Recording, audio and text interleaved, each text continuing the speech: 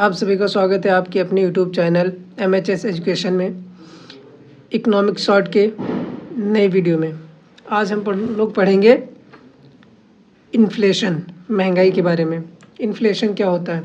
Inflation उस स्थिति को दर्शाता है जब किसी देश में वस्तुओं और सेवाओं की कीमतें समय के साथ बढ़ती रहती हैं। जब महंगाई आती है, ठीक है, जब वस्तुएं जो होती हैं महंगी होती चली जाती हैं। जैसे 1 kg सेब, जो एप्पल हम मान लेते हैं कितने के 100 के होते थे, और कुछ समय बाद नेक्स्ट ईयर वो कितने के हो गए, 120 के हो गए, नेक्स्ट ईयर 140 के हो गए। तो ये क्या हो रहा है? इन्फ्लेशन हो रहा है, ठीक है। तो इसी को क्या बोलते हैं? इन्फ्लेशन, महंगाई बोलते हैं। इसके कारण मुद्रा की क्रय शक्ति कम हो जाती है। क्या हो जाता है? जैसे 100 रुपये में पहले 1 kg आते थे, अब वही 120 रुपीज़ में 1 kg आ रहे हैं। तो इसका क्या मतलब हुआ? इसका मतलब ये हुआ उसकी जो हमारे पास रुपए थे, पैसे थे, उसकी क्रय शक्ति, परचेजिंग पावर कम पड़ गई है। एग्जाम्पल के लिए, ये एक वर्ष में दूध की कीमत 50 रुपये से बढ़कर 60 रुपये हो जाती है, तो इसे ही महंगाई कहते हैं। एग्जाम्पल के थ्रू देख सकते हैं, पर ईयर बढ़ते बढ़ते परसेंटेज, कुछ ना कुछ परसेंटेज बढ़ता रहा और महंगाई कहाँ पहुँच गई है। उसी तरह से डिफ्लेशन, अपस्फीति, उस स्थिति को दर्शाता है जब वस्तुओं और सेवाओं की कीमतें समय के साथ घटती रहती हैं। जब वस्तुओं या सेवाओं की कीमतें समय के साथ घटती रहती हैं, जैसा कि डायग्राम में दिखाया गया, इसमें देख सकते हैं आप लोग हैं, घट रही हैं, कीमतें घट रही हैं। यह अक्सर मांग में कमी के कारण होती है। यह अक्सर मांग में कमी के कारण होती है, जब इन चीज़ों की डिमांड क्या हो जाती है? कम हो जाती है, और आर्थिक मंदी का संकेत देता है, ठीक है। जिससे क्या आने लगती है? क्राइसिस आने लगती है, मंदी आने लगती है। जब चीज़ों की डिमांड कम पड़ जाती है तो लोग उनके रेट कम पड़ जाते हैं। जब रेट कम पड़ जाते हैं तो वो सस्ती हो जाती हैं, जिसे डिफ्लेशन कहते हैं। ये एक वर्ष में गाड़ी की कीमत 10 लाख रुपए से घटकर 9 लाख रुपए हो जाती है, तो इसे ही अपस्फीति कहते हैं। आसमान महंगाई, स्क्यूफ्लेशन। स्क्यूफ्लेशन का मतलब होता है एक ऑब्जेक्ट ए है, ऑब्जेक्ट बी है, ठीक है, इसके रेट बढ़ रहे हैं और इसके घट रहे हैं, या इसके नहीं, मतलब इसमें कोई चेंजेस ही नहीं हो रहा है। तो ऐसी सिचुएशन को क्या कहते हैं?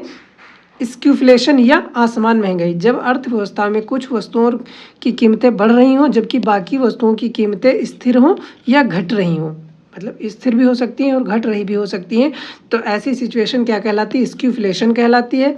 यह महंगाई का असमान रूप है जो अर्थव्यवस्था के कुछ हिस्सों को अधिक प्रभावित करता है, मतलब हर किसी को ना कुछ चीज़ों को। एग्जाम्पल के लिए, अगर सब्जियों की कीमतें बढ़ रही हैं लेकिन इलेक्ट्रॉनिक्स की कीमतें घट रही हैं, तो इसे क्या कहेंगे?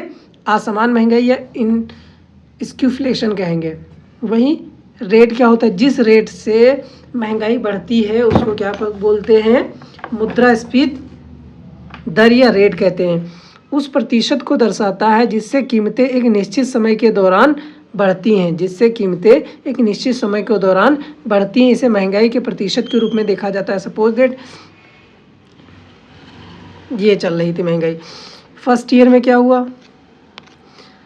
चीज़ों का रेट 100 था, सेकेंड ईयर क्या हो गया? 150 हो गया, ठीक है, और थर्ड ईयर 160 हो गया। तो यहाँ इनका रेट चेंज हो रहा है। महंगाई तो बढ़ रही है पर इनका रेट चेंज है। जिस रेट से यहाँ पे चेंजेस आए थे उस रेट से यहाँ पे चेंजेस नहीं आए, यहाँ पे चेंजेस नहीं है। तो ये सिचुएशन क्या कहलाती है? मुद्रास्फीति की रेट या दर कहलाती है। हाइपर इन्फ्लेशन, हाइपर इन्फ्लेशन जब बहुत ज़्यादा महंगाई बढ़ने लगती है, अत्यधिक उच्च दर पर महंगाई की स्थिति है ये, जब कीमतें बहुत तेज़ी से बढ़ती हैं और मुद्रा की क्रय शक्ति तेज़ी से घटती है। जब कीमतें बहुत ज़्यादा बढ़ जाती हैं और यहाँ पे मुद्रा की क्रय शक्ति घट जाती है, बहुत घट जाती है। जब किसी देश में रोजाना या साप्ताहिक वस्तुओं की कीमतें तेज़ी से या दुगनी तिगनी हो जाती हैं, तो ऐसी सिचुएशन ही क्या कहलाती है? हाइपर इन्फ्लेशन कहलाती है। जो चीज़ अभी 10 रुपये की मिल रही थी वो अगले महीने या 10 दिन के बाद वो हो गई जाके 20 रुपीज़ की, और नेक्स्ट मंथ देखें तो 40 रुपीज़ की, फिर देखें 100 रुपीज़ की। तो ऐसी सिचुएशन क्या कहलाती है? हाइपर इन्फ्लेशन कहलाती है। स्टैगफ्लेशन, स्टैगफ्लेशन उस स्थिति को दर्शाता है जब अर्थव्यवस्था में उच्च महंगाई के साथ साथ बेरोजगारी और विकास की दर में कमी आती है। महंगाई के साथ साथ बेरोजगारी और विकास की दर में कमी आती है। ऐसी सिचुएशन होती है जिसमें मतलब महंगाई तो बढ़ रही है पर बेरोजगारी और विकास दर में कमी आ रही है। जैसे सपोज डेट जीडीपी घट रही है तो अनएम्प्लॉयमेंट बढ़ रहा है, चीज़ों की डिमांड घट रही है तो इन्फ्लेशन बढ़ रहा है, चीज़ों की डिमांड खत्म हो जाएगी भाई तो चीज़ें क्या हो जाएगी, महंगी हो जाएंगी ना। तो ये सिचुएशन क्या कहलाती है, इन्फ्लेशन कहलाती है। और ये जो सारा सिस्टम होता है वो क्या कहलाता है, स्टैगफ्लेशन कहलाता है। स्टैगफ्लेशन क्या होता है, उस स्थिति को दर्शाता है जब अर्थव्यवस्था में उच्च महंगाई के साथ साथ बेरोजगारी और विकास की दर में कमी आती है। महंगाई के साथ साथ बेरोजगारी और विकास की दर में भी कमी आती है। कॉस्ट पुश इन्फ्लेशन क्या होती है, यह स्थिति तब उत्पन्न होती है जब उत्पादन लागत बढ़ने के कारण वस्तुओं और सेवाओं की कीमतें बढ़ जाती है। जब किसी चीज़ जो प्रोडक्शन वैल्यू होती है वो बढ़ जाती है तो चीज़ों की कीमतें भी बढ़ जाती हैं। सपोज दैट एक बिस्किट बनाने का लागत 1 रुपये होता था, अब उसी एक बिस्कुट को बनाने में 2 रुपीज़ लग रहे हैं, ठीक है। जब इसका प्रोडक्शन जब वैल्यू बढ़ रही है तो जाहिर सी बात है इस बिस्किट की कीमत वैसे 5 रुपये थी, अब क्या हो जाएगी 10 रुपये हो जाएगी, क्योंकि प्रोडक्शन मतलब जो लेबर फोर्स है या सपोज कोई भी काम जो उत्पादन की लागत है जो बढ़ रही है तो जाहिर सी बात है उस चीज़ के रेट भी बढ़ जाते हैं। उदाहरण, अगर कच्चे तेल की कीमतें बढ़ती हैं तो परिवहन की लागत भी बढ़ेगी और इससे अन्य वस्तुओं की कीमतों पर प्रभाव पड़ेगा। यहाँ पे डायग्राम के थ्रू समझाया गया है।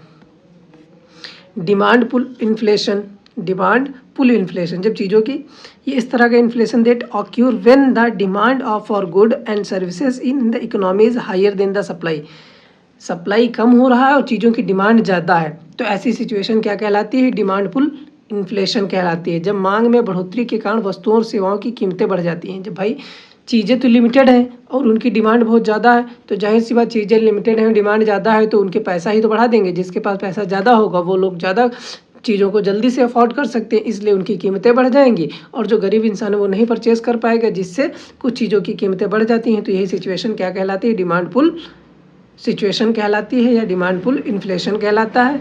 त्योहारी सीजन में वस्त्रों की कीमतें की मांग बढ़ने पर उनकी कीमतें भी बढ़ जाती हैं। जो भी कोई भी फेस्टिवल आता है तो उसी हिसाब से उन चीज़ों की कीमतें बढ़ जाती हैं।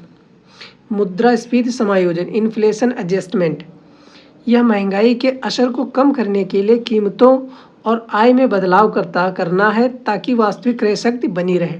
इसमें क्या होता है, महंगाई के असर को कम करने के लिए कीमतों और आय में बदलाव करना है ताकि वास्तविक क्रय शक्ति बनी रहे, रियल परचेजिंग पावर उस वैल्यू पैसे की बनी रहे, इसलिए कुछ चेंजेस किए जाते हैं। तो ये क्या कहलाती है, इन्फ्लेशन एडजस्टमेंट कहलाता है। मूल्यह्रास डिप्रिसिएशन मतलब टूट फूट, किसी संपत्ति का समय के साथ मूल्य में कमी आना, किसी संपत्ति का समय के साथ मूल्य में कमी आना। जैसे एक कार की कीमत कुछ वर्षों में कम हो जाती है उसे ही मूल्यह्रास कहते हैं। कोई कार तुमने खरीदी थी, 5 लाख की कार थी, ठीक है, 2 साल बाद ये 5 लाख की रहेगी, नहीं रहेगी ना, 2 साल बाद ये 3 लाख की हो जाएगी। तो यही क्या कहलाता है, डिप्रिसिएशन कहलाता है। एग्जाम्पल के through, reflation, disinflation and deflation. Reflation क्या होता है, inflation rate is positive and increase, जब इन्फ्लेशन रेट बढ़ती रहती है, ठीक है, और पॉजिटिव रहती है तो क्या कहलाता है, री इन्फ्लेशन कहलाता है। डिसइन्फ्लेशन, जब inflation rate positive and decrease रहती तो पॉजिटिव है पर डिक्रीज होती रहती है तो क्या कहलाती है, डिसइन्फ्लेशन कहलाती है। वहीं डिफ्लेशन क्या होता है, जब नेगेटिव होती है, इन्फ्लेशन रेट इज़ नेगेटिव तो डिफ्लेशन कहलाती है, डिफ्लेशन कहलाती है। तो अगर वीडियो पसंद आई हो तो लाइक शेयर एंड सब्सक्राइब ज़रूर करें।